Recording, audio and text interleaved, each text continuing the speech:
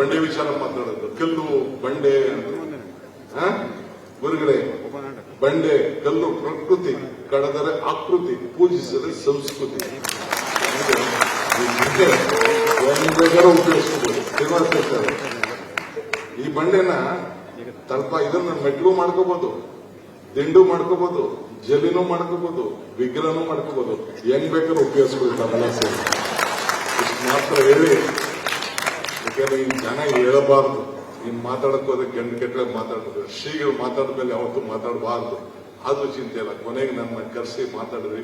ಇಂಥ ಒಂದು ಪವಿತ್ರವಾದ ಸಮಾರಂಭಕ್ಕೆ ಬಂದು ನಾನು ಪಾಲ್ಗೊಂಡಿದ್ದೀನಲ್ಲ, ಇದು ಬಹಳ ಸಂತೋಷ. ನಿಮ್ಮೆಲ್ಲರ ಆಶೀರ್ವಾದ ಕೂಡ ಈ ಡಿ.ಕೆ. ಶಿವಕುಮಾರ್ ಮೇಲೆ ಇರಲಿ. ಶ್ರೀಗಳು ಬಹಳ ಸಂತೋಷದಿಂದ ನನಗೆ ಆಶೀರ್ವಾದ ಮಾಡಿದ್ದೇನೆ.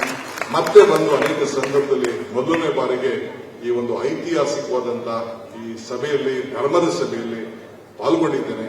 ವಿಶೇಷವಾಗಿ ಇವತ್ತು ಇಡೀ ಜಗತ್ತಿಗೆ ಒಂದು ದೊಡ್ಡ ಸಂದೇಶವನ್ನು ಕಳಿಸುವಂತಹ ಕೆಲಸ ಮಾಡಿದ್ದೀನಿ. ಪೋಸ್ಟ್ ಡಿಪಾರ್ಟ್ಮೆಂಟ್ ಅವರು ಕೂಡ ನಾನು ಅಭಿನಂದಿಸ್ತೇನೆ. ಪ್ರವಚಕರಿಗೂ ಮಾಡ್ತೇನೆ, ಶ್ರೀಗಳಿಗೂ ಮಾಡ್ತೇನೆ. ಇಲ್ಲಿ ಸೇರಿದಂತೆ ಎಲ್ಲ ರಾಜಕೀಯ ಮತ್ತು ಧಾರ್ಮಿಕವಾದಂಥ ಎಲ್ಲ ಮುಖಂಡಗಳು ಮತ್ತೊಮ್ಮೆ ವಂದಿಸಿ ತಮ್ಮೆಲ್ಲರ ಆಶೀರ್ವಾದ ಕೇಳಿ ನನ್ನ ಮಾತು ಮುಗಿಸ್ತೇನೆ. ನಮಸ್ಕಾರ.